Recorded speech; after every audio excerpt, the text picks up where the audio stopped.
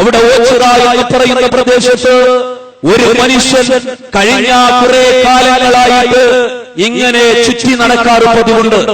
ഓരോ കടകളുടെ മുന്നിലേക്കും ചെന്നിട്ട് വെള്ളം കോരി കൊടുക്കും, 2 രൂപ വാങ്ങിക്കും. എന്നിട്ട് വൈകുന്നേരമാകുമ്പോൾ ഓച്ചിറ ക്ഷേത്രത്തിന്റെ വരാന്തയിൽ പോയിട്ട് ഈ മനുഷ്യൻ വിശ്രമിച്ചുകൊണ്ടിരിക്കും. ഓച്ചിറയിലെ ക്ഷേത്രത്തിന്റെ വരാന്തയിൽ അതിന്റെ ഫ്രണ്ടിൽ ഇദ്ദേഹത്തെ കാണുമായിരുന്നു. ഈ മനുഷ്യന്റെ വലത് കൈയിന്റെ മുട്ടിന് താഴെ ഇവിടുത്തെ ഹൈന്ദവ സഹോദരങ്ങൾ ആരാധിക്കുന്ന ചില ദേവിമാരുടെ പടം പച്ചകുത്തിയിരുന്നു. ഞാൻ നേരിൽ ദർശിച്ചിട്ടുണ്ട്. ഈ മനുഷ്യന് രോഗം ബാധിച്ചു. രോഗമുണ്ടായി. ക്ഷേത്രത്തോട് ചേർന്ന് താമസിക്കുന്ന ഒരു മുസ്ലിം സ്ത്രീ ഇദ്ദേഹത്തെ വിളിച്ചു അവരുടെ വീട്ടിലേക്ക് കൊണ്ടുപോയി. എന്നിട്ട് ചില പ്രചരണങ്ങൾ നടത്തി. ഈ മനുഷ്യൻ അള്ളാഹുവിന്റെ വലിയാണ് എന്ന് എന്തോ ദുഷ്ടലാക്കോടുകൂടി സാമ്പത്തിക ചൂഷണം മുന്നിൽ കണ്ടുകൊണ്ട് ഈ സ്ത്രീ ചില ഏജന്റുമാരെ വെച്ചുകൊണ്ട് പ്രചരണം തുടങ്ങി. ചുരുക്കി പറയുന്നു, ശേഷം ഈ മനുഷ്യൻ ഒരു ഒക്ടോബർ മാസം 1997 ഒക്ടോബർ 14 തീയതി 7 മണിക്ക് വൈകിട്ട് 7 മണിക്ക് ഈ മനുഷ്യൻ മരണപ്പെടുകയാണ്. മരണപ്പെട്ടപ്പോൾ ഈ സ്ത്രീ, ഈ മുസ്ലിം വനിത അവരുടെ വീട്ടിന്റെ മുന്നിൽ ഇദ്ദേഹത്തിന്റെ ശ്മശാനം ഒരുക്കാൻ തീരുമാനിച്ചു. വിവരം മുസ്ലിം മഹല്ല് കമ്മിറ്റിയിൽ അറിഞ്ഞു. അവര് വന്നിട്ട് പറഞ്ഞു, ഇല്ല, ഇദ്ദേഹത്തെ ഇവിടെ അടക്കാൻ പറ്റുകയില്ല. ഇദ്ദേഹം മഹാനായ മനുഷ്യനാണ്, ഞങ്ങളുടെ വലിയാണ്, ഞങ്ങളുടെ പള്ളിയുടെ മുന്നിലാണ് ഇദ്ദേഹത്തിന്റെ ഖബർ ഉണ്ടാകേണ്ടത്. അതുകൊണ്ട് അവിടെ അടക്കാൻ, അവിടെ ശ്മശാനം ഒരുക്കുവാൻ ഞങ്ങൾ തീരുമാനിച്ചിരിക്കുന്നു എന്ന് പറഞ്ഞു. വിവരമറിഞ്ഞു ഓച്ചിറയിലെ ക്ഷേത്ര കമ്മിറ്റി ഭാരവാഹികൾ വന്നിട്ട് പറഞ്ഞു, ഇല്ല കൂട്ടരെ, നിങ്ങൾ പറയുന്ന മനുഷ്യനല്ല ഇദ്ദേഹം ഞങ്ങളുടെ കുപ്പസ്വാമിയാണ്. കുറെ കാലങ്ങളായിട്ട് ഞങ്ങളുടെ ക്ഷേത്രത്തിൽ ഈ ഓച്ചിറയുടെ അനുഗ്രഹമായിക്കൊണ്ട് ക്ഷേത്രത്തിൽ ഞങ്ങൾക്ക് നേതൃത്വം നൽകിക്കൊണ്ടിരിക്കുന്ന കുപ്പസ്വാമിയാണ്. ഇദ്ദേഹം കുപ്പകളും വാരിക്കൊണ്ടാണ് നടക്കാറുള്ളത്. അതുകൊണ്ട് അവർ പേരിട്ടു, കുപ്പസ്വാമി എന്ന് പേരിട്ടു.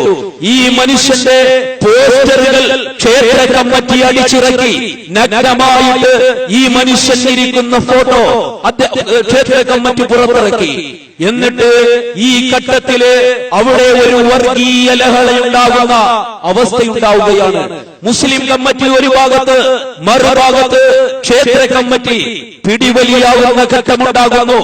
വർഗീയ ലഹളയിലേക്ക് കൊല്ലം ജില്ല മാറുന്ന ഒരു ഘട്ടമുണ്ടായപ്പോൾ അവിടുത്തെ ഹൈന്ദവനായ ഡിവൈഎസ്പി, അന്നത്തെ SSFന്റെ ജില്ലാ ജനറൽ സെക്രട്ടറി ആവുന്ന എന്നെയും അതുപോലെ മഹല്ല് ഭാരവാഹികളെയും ക്ഷേത്ര സംരക്ഷണ കമ്മിറ്റി ഭാരവാഹികളെയും കൂടി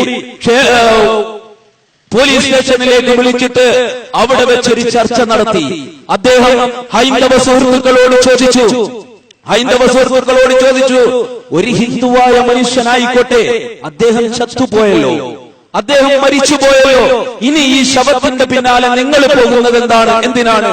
ആരെങ്കിലും കുഴിച്ചിടട്ടെ എന്ന് ഹൈന്ദവനായ ഡിവൈഎസ്പി എന്റെ സാന്നിധ്യത്തിൽ ചോദിച്ചു. ഞാൻ മുസ്ലിം മഹല്ല് ഭാരവാഹികളെ തിരുത്തുവാൻ വേണ്ടി ശ്രമിച്ചു. പക്ഷെ അവർ വിട്ടുകൊടുക്കാൻ തയ്യാറായില്ല. അങ്ങനെ ക്ഷേത്ര കമ്മിറ്റി പിന്തിരിഞ്ഞു. പോലീസ് ഉദ്യോഗസ്ഥന്റെ വാക്ക് കേട്ടിട്ട് അവർ പിന്തിരിഞ്ഞു. ഈ മനുഷ്യനെ ആദരവോടുകൂടി കൊണ്ടുവന്നിട്ട് ആയിരക്കണക്കിന് വരുന്ന സുന്നി പ്രവർത്തകരുടെ സാന്നിധ്യത്തിൽ ആ മനുഷ്യന്റെ മയ്യിത്ത് നമസ്കാരം ഓച്ചിറ പള്ളിയുടെ അകത്തളത്തിൽ വെച്ച് നടന്നു. എന്നിട്ട് ആ പള്ളിയുടെ മുന്നിൽ ഇദ്ദേഹത്തിന്റെ ഖബർ സ്ഥാപിച്ചു. സ്ഥാപിച്ച ഘട്ടത്തില് ഞാൻ അവിടെ നിന്നുകൊണ്ട് SSFന്റെയും SYSന്റെയും എല്ലാ നേതാക്കളോടും എനിക്ക് ബോധ്യപ്പെട്ട എന്റെ നാട്ടിൽ നടന്ന ഈ ഭീകരമായ ദൃശ്യത്തെ കുറിച്ച് അവരെ ഞാൻ പരിചയപ്പെടുത്തി. പക്ഷേ എനിക്ക് ശേഷമുണ്ടായ ഞെട്ടിക്കുന്ന ഒരു വാർത്തയാണ് കേൾക്കാൻ കഴിഞ്ഞത്. അവിടെ ഒരു മഖ്ബറയുണ്ടായിട്ട് നല്ല ഒരു ബിൽഡിംഗ് കെട്ടിപ്പടുത്തിട്ട് മഖ്ബറയുടെ ഉദ്ഘാടന കർമ്മം നിശ്ചയിച്ചു. ആരാണ് ഉദ്ഘാടനം ചെയ്യാൻ വന്നതെന്നറിയുമോ? സാക്ഷാൽ എന്റെ ഉസ്താദ് കൂടിയായ കാന്തപുരം AP അബൂബക്കർ മുസ്ലിയാർ ശൈഖുന കാന്തപുരമായിരുന്നു ആ മഖ്ബറ ഉദ്ഘാടനം ചെയ്യാൻ വന്നത്. അദ്ദേഹം വരുന്നു എന്നറിഞ്ഞപ്പോൾ അതിന്റെ മുന്നേയുള്ള ദിവസങ്ങളിലെല്ലാം ഞാൻ മർകസ് സഖാഫത്ത് സുന്നിയയിൽ ഫോൺ ചെയ്തു. അദ്ദേഹത്തോട് പറഞ്ഞു, ഉസ്താദേ വരരുത്, കാരണം ഇദ്ദേഹം ഹൈന്ദവരായ മനുഷ്യരാണ്. മരണപ്പെട്ടതിന്റെ പിറ്റേ ദിവസം കേരളത്തിലെ എല്ലാ പത്രങ്ങളിലും ഇദ്ദേഹത്തിന്റെ നഗ്നമായിട്ടിരിക്കുന്ന ഫോട്ടോ അടിച്ചിട്ട് പുറത്തേക്ക് വന്നു. പത്രക്കാർക്കൊരു വാർത്തയായി. കാരണം ഒരു ഭ്രാന്തനായ ഹൈന്ദവനായ ഒരു മനുഷ്യന്റെ ഭൗതിക ശരീരം ഒരു മുസ്ലിം പള്ളിയുടെ മുന്നില് ആദരവോടുകൂടി മറമാടുന്ന ഭീകരരെണ്ണം കിട്ടിയപ്പോൾ പത്രക്കാർക്ക് വാർത്തയായി. പത്രങ്ങൾ പുറത്തുവിട്ടു. തമിഴ്നാട്ടിലും ഫോട്ടോ എത്തി. 2 ദിവസം കഴിഞ്ഞപ്പോൾ തമിഴ്നാട്ടിൽ നിന്ന് കൊല്ലം ജില്ലയിലേക്ക് ഒരു കോഴസ് വാനില് 8 സഹോദരങ്ങൾ വന്നു. 8 തമിഴ്നാട്ടിലെ സുഹൃത്തുക്കൾ വന്നു. അവര് വന്നിട്ട് പറഞ്ഞു, കഴിഞ്ഞ 15 വർഷമായിട്ട് ഞങ്ങളുടെ പിതാവിനെ കാണാനില്ലായിരുന്നു. അദ്ദേഹത്തെ തിരയുകയായിരുന്നു ഞങ്ങൾ. അദ്ദേഹത്തിന് തലയ്ക്ക് ഭ്രാന്ത് ബാധിച്ചു, മാനസിക രോഗിയായിരുന്നു. പല ഭാഗത്തും ഞങ്ങൾ തിരഞ്ഞു നോക്കി, പക്ഷേ അദ്ദേഹത്തെ കണ്ടുകിട്ടിയില്ല.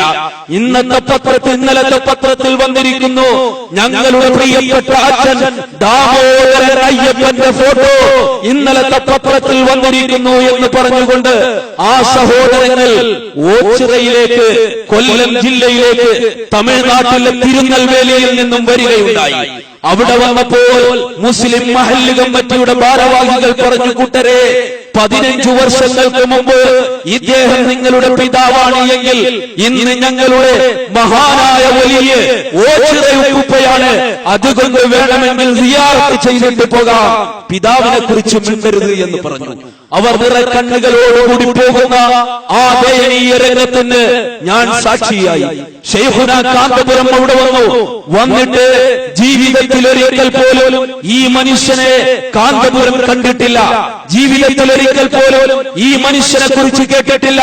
അവിടെ വന്നിട്ട് ഓച്ചിറ ജംഗ്ഷനില് ഈ മഖ്ബറ ഉദ്ഘാടനം ചെയ്തുകൊണ്ട് 2.5 മണിക്കൂർ സമയം ശൈഖുന കാന്തപുരം AP അബൂബക്കർ മുസ്ലിയാർ പ്രസംഗിച്ചു. എന്താണ് പറഞ്ഞത്? ഇദ്ദേഹത്തിന്റെ നിരവധി കറാമത്തുകളായിരുന്നു. ജീവിതത്തിൽ കേട്ടിട്ടില്ലാത്ത, കണ്ടിട്ടില്ലാത്ത ഹൈന്ദവനായ മനുഷ്യന്റെ നിരവധി കറാമത്തുകൾ പറഞ്ഞിട്ട് ജനങ്ങളെ അവിടേക്ക് സ്വാഗതം ചെയ്യുന്ന ഒരു രംഗമാണ് അവിടെ കാണാൻ കഴിഞ്ഞത്. പിറ്റേ ദിവസം ഞാൻ ഇതിനെ വിമർശിച്ചുകൊണ്ട് രംഗത്ത് വന്നു. SSFന്റെ ജില്ലാ ജനറൽ സെക്രട്ടറി സ്ഥാനം രാജിവെച്ചു. കാരണം ഇതുപോലെയുള്ള ഒരുപാട് അനാചാരങ്ങൾ, ജീർണതകൾ, ചൂഷണങ്ങൾ കണ്ടു മടുത്തിട്ട് ആ സ്ഥാനം രാജിവെക്കേണ്ടി വന്നു. പക്ഷേ